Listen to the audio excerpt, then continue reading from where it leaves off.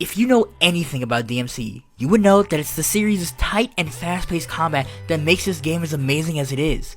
So, how does DMC5 compare to previous entries? Well, I'm no combo god, but from personal experience, it's mostly the same as before with a couple of things added to make combat extremely dynamic. For Nero, it's his double breakers. There are multiple different double breakers that offer different playstyle. Some are for more offensive options such as Overture and Punchline, and some are more defensive such as Gabera and Ragtime. Holding circle will charge up your double breaker for a super powerful attack. Or B if you're fucking weird. Only downside is once you use it, the double breaker will break and you'll be forced to switch to the next one in order. If you get hit while using one, that will also break it. If you get surrounded or get grabbed by an enemy, you can use breakaway to break away. This will also cause the double breaker to break, so use with caution, kids! Dante's moveset is practically the same with the exception to him getting new weapons which provide new movesets such as the Balrog or his motorcycle. Nothing really new to Dante, so let's move on to V. V's combat is very strange. He doesn't attack himself, so instead he summons a bird, who is commonly referred to as a chicken might I add, and T'Challa. All V does is watch them clean house and then steals the kill with his cane. It's really slow and difficult at first, but then you get used to it. Kind of. It was interesting playing as V, but I prefer Nero over V and Dante. Certain missions do allow you to pick the character you want to play as, so that's pretty neat. Wish I had more to say besides it's what we know and love with some new additions, but I mean, is that really a bad thing? The story in DMC5 is very easy to understand even if you've never played a DMC game before. Basically, Nero gets his arm stolen and wants revenge after finding out the guy who stole it is the Demon King usurper Urizen. V recruits Dante and Nero to help defeat Urizen before he destroys the world. Sounds like your typical anime plot. Knowing the entire lore helps the world and characters seem richer.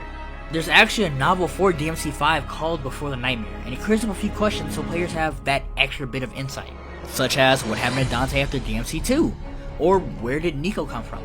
It even explains how V met Morrison, and all these things are never talked about in-game, which could upset some, but this information isn't vital to the story. Man, that would be really stupid if you expect people to view other media to understand your game. Damn, I'm mean today. The first half of this game is Nero and V trying to find out what happened to Dante, Trish, and Lady in the prologue. It's very strong in the first half and somewhat gives the player a reason to press on. Even the first couple missions with Dante are an absolute blast. Then it happens. The story just goes full anime in the second half. Great, now that I'm done with Devil May Cry 5, I can work on the review. But I don't have the power to do one. I got it. I'll be like Dante and use my double trigger. Whew. There we go. Now, on to the review.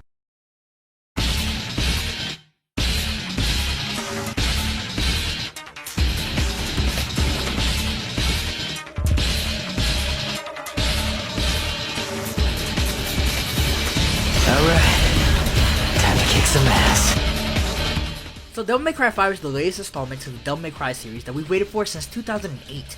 The canon Devil May Cry series. Not you. Leave. Anyways, I'm gonna split this review up into 3.5 parts. Presentation, then gameplay, then a non-spoiler story section, and end with a small spoiler story discussion. Don't worry, I'll put a timestamp for those who don't want spoilers. Now with all that being said, let's begin.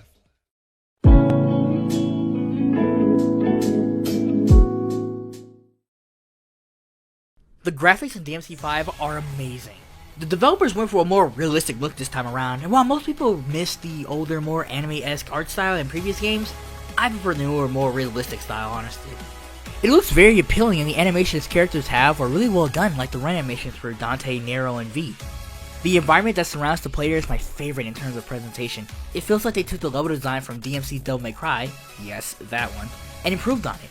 I was a fan of the levels in the reboot, and to see them realized here in DMC5 makes me a happy camper. Same thing goes with the enemy design. Some enemies look absolutely weird and terrifying, while others look like enemies from the original DMC trilogy. I'm indifferent about this, as I'm not a fan of most of the smaller enemies for the sole purpose that they are either too easy or annoying as hell, but we'll get to that later.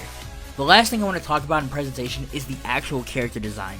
When they were first revealed, I thought it looked like 100% grade A, no GMO horseshit. But then Dante's looked groomy while I played through, and Lady's was fine too. Nico has the best considering she's first revealed in this game. You can't redesign a first appearance. Nero looks meh to me, not horrible, but not great either. Trish looks weird to me, not bad, but weird. I can't put my finger on it, but I'm just not feeling it. And last but not least, the worst looking character is none other than J. Von Moreau. I mean V. Yeah, that. But that's not even the worst thing about him. It's actually his mouth. Throughout the entire game, he looks like a goof every time he talks, especially the scene where he first meets Dante and do this super weird zoom in on his mouth. And it's just so ugly.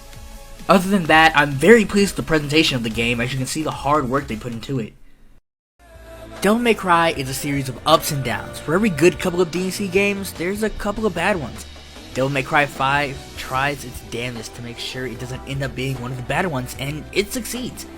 I won't be putting a number on this review or any from now on, and instead we'll summarize this game's worth in a sentence or two.